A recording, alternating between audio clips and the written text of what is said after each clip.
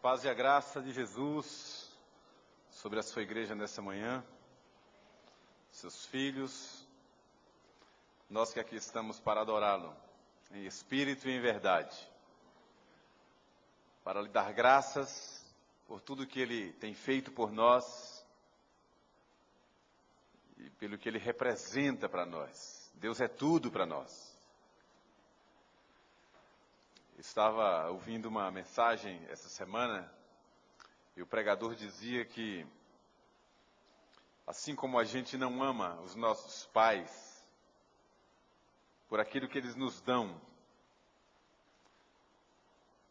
a gente ama os nossos pais pelos que eles são. Assim devemos amar a Deus. Não pelas bênçãos. As bênçãos são uma consequência. Mas devemos amá-lo pelo que Ele é. Nosso Pai, nosso Senhor e Salvador. A Ele seja honra, glória e louvor nesta manhã. Quero te convidar a abrir a Bíblia para a nossa meditação nesta manhã. Mateus capítulo 13.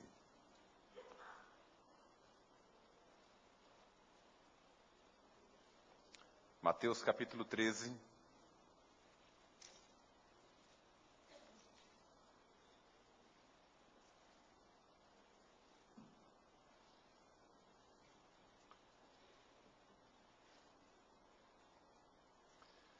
Do verso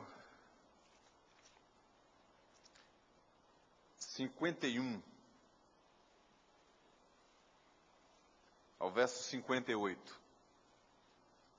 Depois da leitura, nós vamos ouvir o coral da SAF, enquanto meditamos, e depois eu quero falar com vocês algumas coisas nessa porção da Escritura.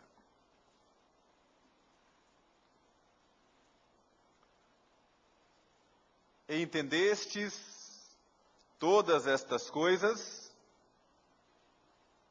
Responderam-lhe, sim. Então lhes disse, por isso todo escriba versado no reino dos céus é semelhante a um pai de família, que tira do seu depósito coisas novas e coisas velhas. Tendo Jesus proferido estas parábolas, retirou-se dali. E chegando à sua terra, ensinava-os na sinagoga, de tal sorte que se maravilhavam e diziam, de onde lhe vem esta sabedoria e esses poderes miraculosos? Não é este o filho do carpinteiro? Não se chama sua mãe Maria? E seus irmãos, Tiago, José, Simão e Judas? Não vivem entre nós todas as suas irmãs? De onde lhe vem, pois, tudo isto? E escandalizavam-se nele. Jesus, porém, lhes disse, não há profeta sem honra, senão na sua terra e na sua casa. E não fez ali muitos milagres por causa da incredulidade deles. Vamos guardar essa palavra, ouvir o coral da SAF e depois eu quero compartilhar algo do coração de Deus para você.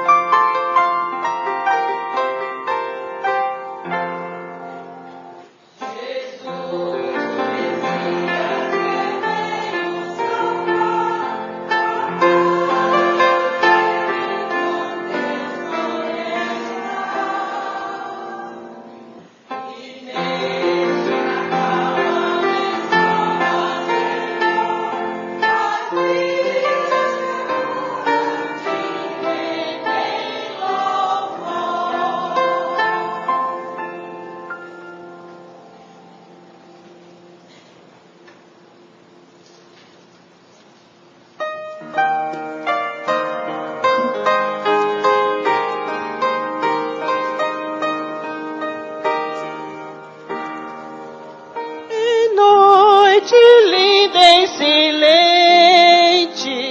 dos verdes prados do Oriente, dos verdes prados do Oriente, rebanho a descansar, eis que ouviram pastores um canto de mil louvores, um canto de mil louvores, a Deus os anjos entoam, e canto alegre como é este, que mensagem de o Pai que nova nos deste, para teu povo em Belém. O Pai que nova nos deste, para teu povo em Belém.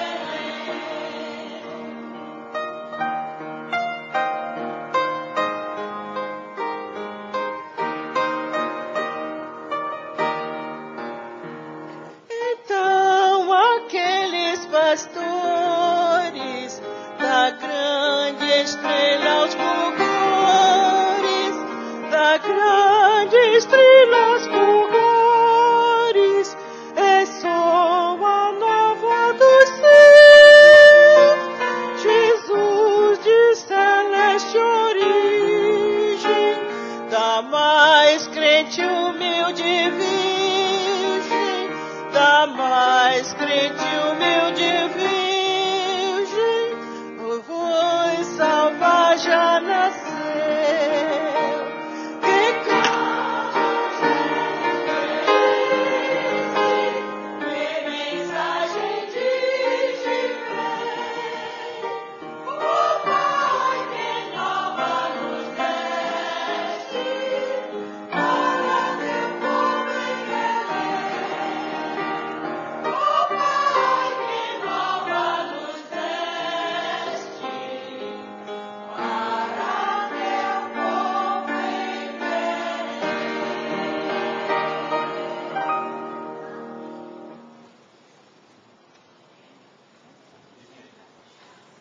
teu povo em Nesse coral faltou a Lourdes Tinoco, né, Lourdes? Eu estava ouvindo sua voz daqui, viu?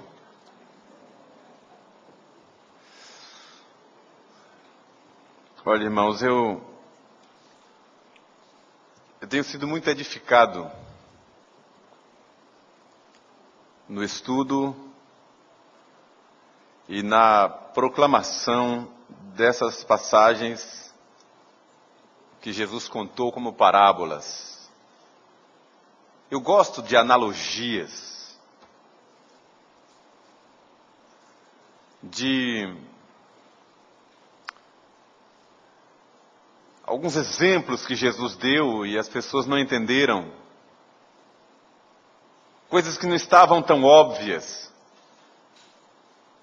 E a gente então descobre, e é tão profundo e tão rico, e tão belo. Isso tem encantado o meu coração. Esta porção que eu li, para alguns comentaristas, não se trata de uma parábola. Porque Jesus vem falando sobre a parábola do semeador, da semente, do joio e do trigo, do grão de mostarda, do fermento, da pérola, do tesouro escondido, da rede. E de repente ele conta isto aqui. Entendestes estas coisas? Dando a entender que, com esta frase, ele se reportava ao que havia dito no passado. Entendestes o que eu disse?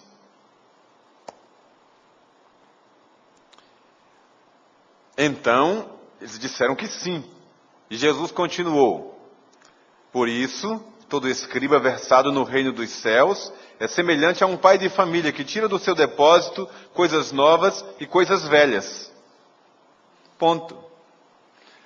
Então, vários comentaristas não atribuem a esse texto ser uma parábola.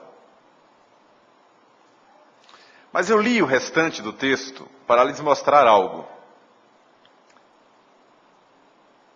Verso 53 diz: tendo Jesus proferido estas parábolas, retirou-se dali.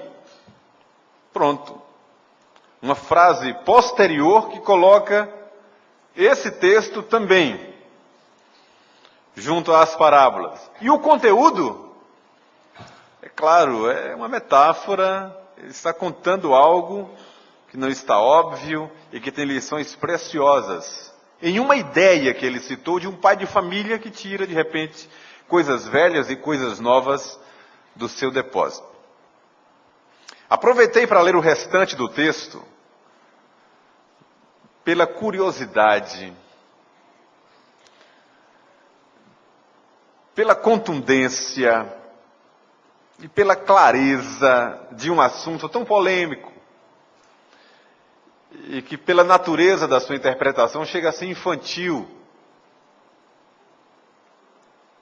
que é a respeito da família de Jesus.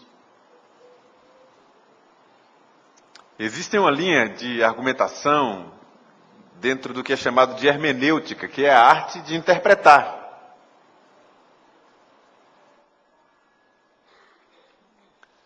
Nessa linha de pensamento,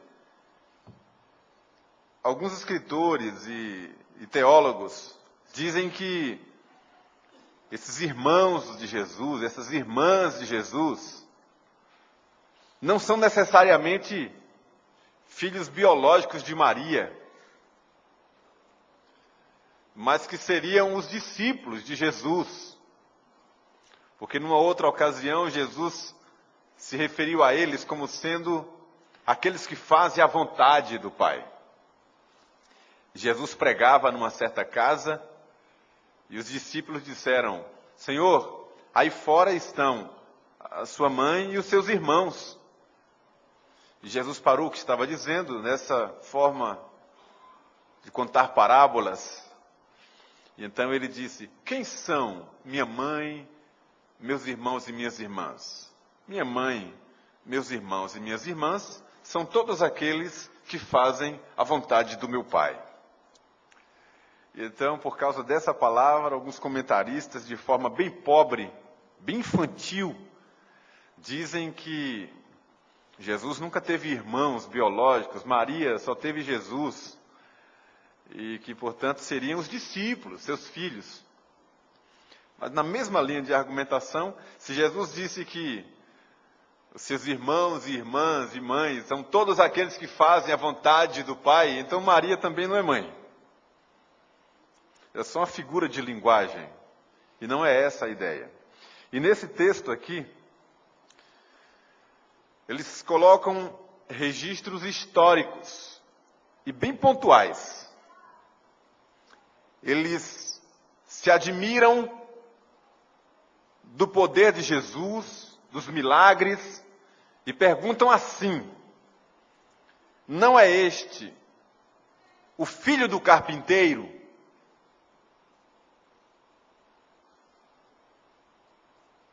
Não se chama sua mãe Maria?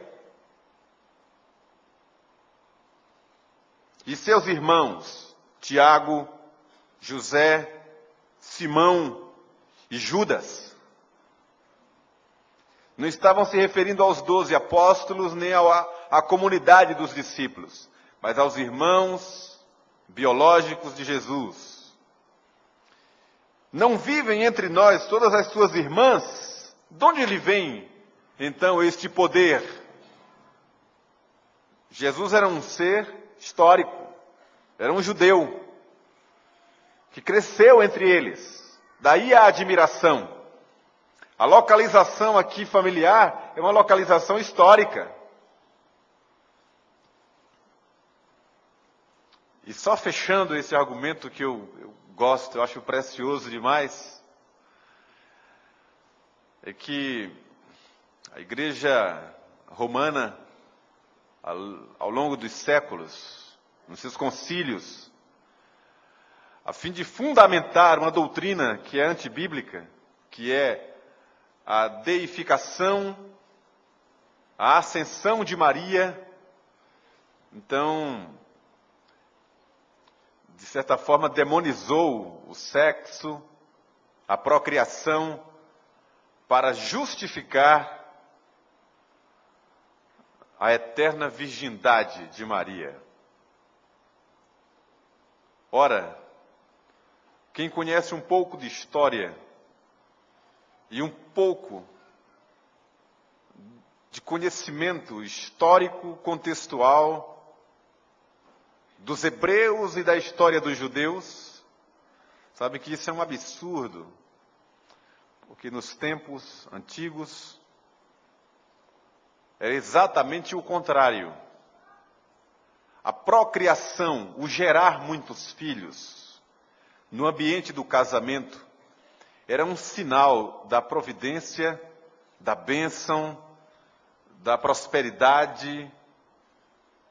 A maternidade era um símbolo de bênção, não de maldição.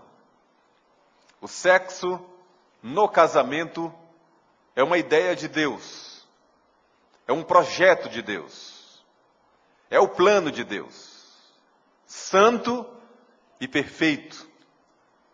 Não tem nada de vergonhoso, nem de indecoroso, muito pelo contrário. Simboliza a bênção no plano de Deus. Quando Deus punia uma mulher, especialmente na velha aliança, quando uma mulher era punida, ela era punida com a esterilidade. Exatamente o contrário. E quando recebia uma bênção específica, era a bênção de poder gerar.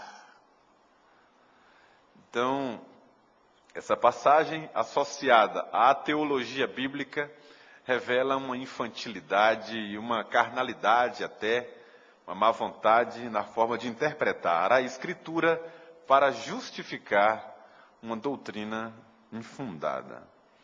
É só um aproveitar a oportunidade para lhe deixar uma mensagem.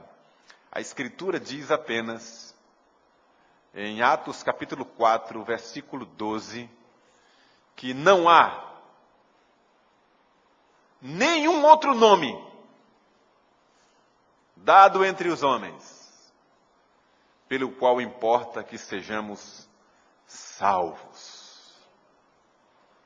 Nem José, nem Maria, nenhum dos apóstolos, nenhum dos profetas. A salvação só em Jesus. O apóstolo Paulo escreve também a Timóteo e diz que há um só mediador, um só, entre Deus e os homens, a saber, Jesus Cristo, homem. João não intercede por nós junto ao trono, nem Paulo, nem Pedro, nenhum dos apóstolos, nem Maria. Só há um mediador e um intercessor, que é Jesus, a quem adoramos e servimos nesta manhã. Que Ele abençoe a sua vida e a minha nesta manhã. E quanto à porção da parábola que eu quero deixar, só para a sua reflexão, não vou me demorar. Nós queremos gastar mais tempo, dedicar mais tempo à celebração da ceia, a última deste ano. Mas eu quero mostrar para vocês aqui algumas coisas nessa porção. A primeira delas é que Jesus diz que todo escriba versado no reino dos céus é semelhante a. Esse semelhante a é a mesma fórmula que ele utiliza em todas as parábolas. Que o reino dos céus é semelhante. Logo, aqui está a fundamentação para essa porção como uma parábola. Curtinha, simples, mas é uma parábola. O escriba era aquela pessoa habilidosa na escrita, na forma de escrever, na caligrafia, no conhecimento histórico, e não apenas alguém que tinha uma letra bonita. O escriba podia ser aquele contratado para redigir documentos oficiais. No Império, por exemplo, não tinha máquina para datilografar, muito menos os recursos de computador que você, com uma teclada só, você já elimina, apaga tudo, refaz, recorta e cola com toda facilidade. Você digita e quando está errado, a palavra já fica grifada, você vai lá e verifica qual é o erro e ele já automaticamente corrige. Ou então alguns recursos que já prevêem o que você vai escrever. Então você põe aí ele já põe lá quarta-feira. Se é aquilo apenas um enter, você já põe a palavra inteira. Já existem recursos, inclusive, que preveem ideias. Enfim, recursos incríveis que estão ao nosso dispor. Naquele tempo, não. O escriba, ele não apenas deveria ter uma letra bonita, precisa, mas ele deveria ser conhecedor do ambiente empregado naquela escrita. Se fosse um documento oficial, se fossem os oráculos, documentos religiosos, ele tinha que estar inteirado de tudo isso. Por isso é que o Senhor Jesus disse, todo escriba versado nas Escrituras. Eram aqueles que eram conhecedores da história de Israel, por exemplo, da história dos judeus. E vou dizer por quê. Muitas dessas escrituras dependiam de uma série de interpretações. Eu vou dar um dado só para você entender. Por favor, preste toda a atenção. Nós olhamos para a Bíblia com a nossa mente formatada na língua portuguesa. Mas os textos originais, em outras línguas, vieram carregados de muitas dificuldades de interpretação, por causa da dificuldade da língua e do trabalho dos escribas e copistas. Deixa eu dar um exemplo para você. Nós temos uma palavra no português que é composta de maiúsculas,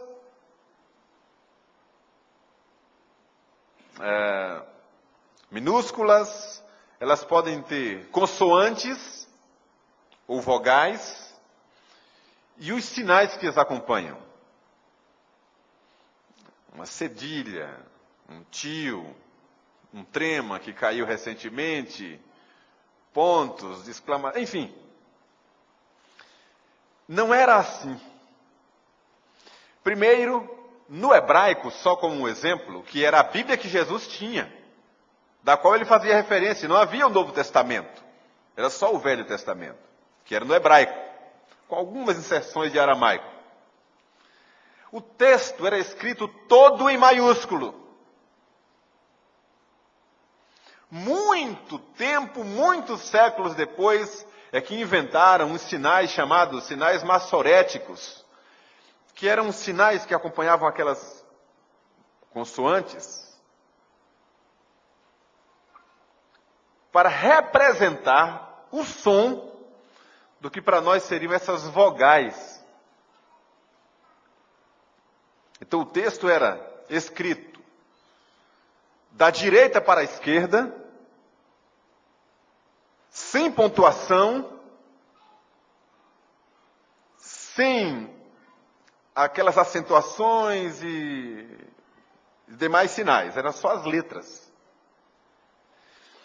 E no hebraico existem letras muito semelhantes quando se escreve, de forma que, quando era colocada a tinta no papiro, que o papiro sugava a tinta, não era tão preciso como uma letra hoje, formatada em uma gráfica, bem definida. A tinta era sugada pelo papiro, engrossava, e então era preciso muito cuidado na hora de passar aquela tinta para o papel, para o papiro, para o rolo, que às vezes era de couro. Dependendo muito de como se passava aquela letra, podia dar uma outra conotação.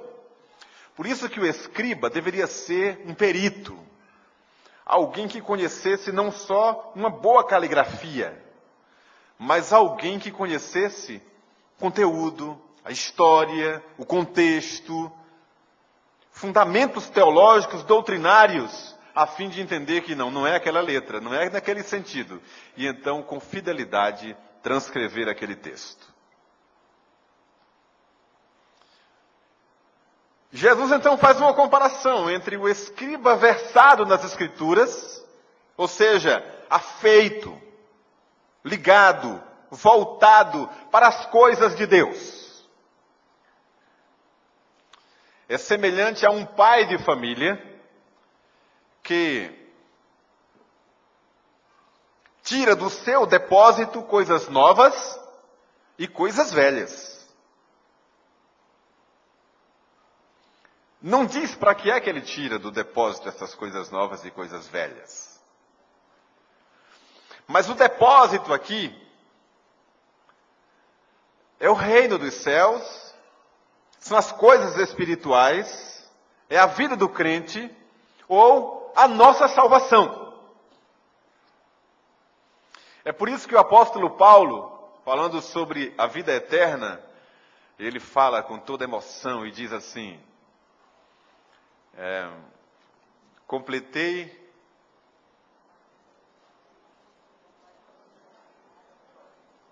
o bom combate, completei a carreira, guardei a fé. Já agora a coroa da justiça me está guardada, a qual o Senhor, o reto juiz, dará a mim, não somente a mim, mas a todos quantos amam a sua vinda. E diz que ele é poderoso para guardar o meu depósito até aquele dia. Esse depósito ele tomou as palavras de Jesus, que é uma referência à nossa salvação e todas as coisas que dizem respeito à nossa salvação. Que é de onde os teólogos tiram a feliz ideia da perseverança dos santos, que é o nosso depósito. As coisas de Deus não se perderão, elas permanecem, elas nos alcançam e conosco ficam. Eu escrevi no boletim do domingo passado, esse bom depósito de onde saem as coisas novas e as coisas velhas, é o que nós diríamos assim, no bem popular, são as coisas espirituais que envolvem a nossa vida. E nessas coisas estão todos os elementos da velha aliança, do Velho Testamento, e todas as coisas da nova aliança. Tudo o que diz respeito à nossa vida. Sabe o que isso tem a ver conosco hoje? Duas coisas apenas e eu vou encerrar. Primeiro, que eu conheço muita gente que descartou o Velho Testamento. Inclusive a lei mosaica, que é uma referência aqui do que Jesus diz. Dizendo que caducou, que não existe mais. Para nós é Jesus, é a nova aliança, é a graça. Sim, mas Jesus está presente no Velho Testamento. Foi ele quem escreveu. Foi ele quem inspirou o Velho Testamento. Sem ele, nada do que foi feito se fez. E quando Jesus caminhava com 2 discípulos dele, rumo a Emaús, o coração dos discípulos ardia. E lá na frente, os 2 discípulos disseram assim: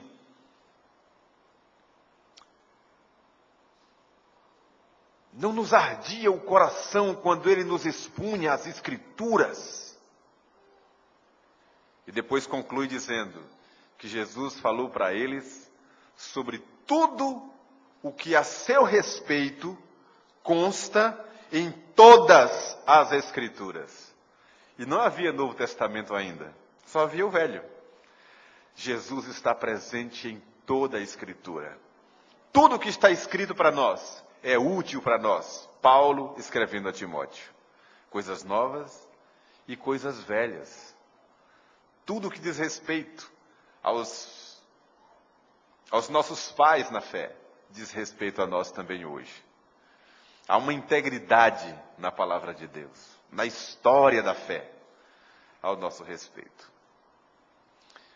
Com esta parábola eu encerro esse período e vou reiniciar ano que vem, se Deus quiser, contando as demais parábolas do filho pródigo, da dracma perdida,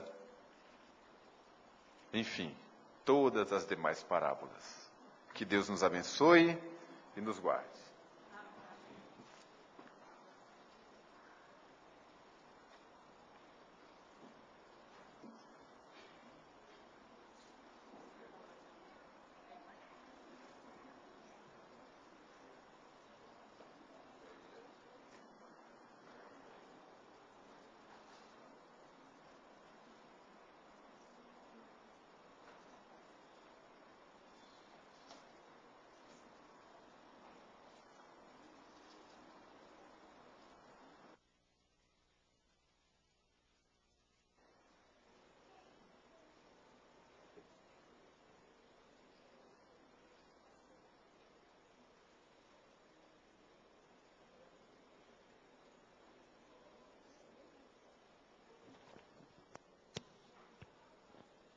Nós vamos partilhar juntos da celebração da ceia do Senhor. Eu quero chamar os meus irmãos presbíteros para nos auxiliarem na distribuição desses elementos. E quero convidar você, que é servo de Deus, é crente em Jesus, assim como todos os crentes em toda a terra, aguarda a volta do Senhor, com o coração ardente. Você não pode deixar de participar. Recomendo a você que está em pecado, vive em pecado, que você não mexa com as coisas sagradas. Não são coisas de homens, são coisas de Deus. Do Deus que não é como o homem. Ninguém engana o Senhor. Então, confesse ao Senhor os seus pecados nesta hora. Se for sincero, arrependido, de verdade, Deus que tudo vê e tudo sabe, Ele é justo e misericordioso para nos perdoar os pecados e nos limpar de toda injustiça. A Escritura diz que, ainda que os nossos pecados sejam vermelhos como a escarlate, Deus pode deixá-los mais alvos do que a neve. Não há pecado que Deus não perdoe, porque a graça dele é super abundante. Não importa a gravidade do pecado, Deus pode lhe perdoar. Mas o contrário também é verdade. Não importa o que você fez ou faz. Não importa se ninguém sabe. Deus sabe. E Deus não levará em conta, não deixará passar a iniquidade. Porque Deus é santo e justo. Eu quero te dar 1 minuto para você orar. Eu também farei isso. E nós vamos falar com o Senhor. 1 minuto de oração silenciosa, pedindo ao Senhor perdão pelos nossos pecados. E depois eu quero ler uma porção da Escritura e orar.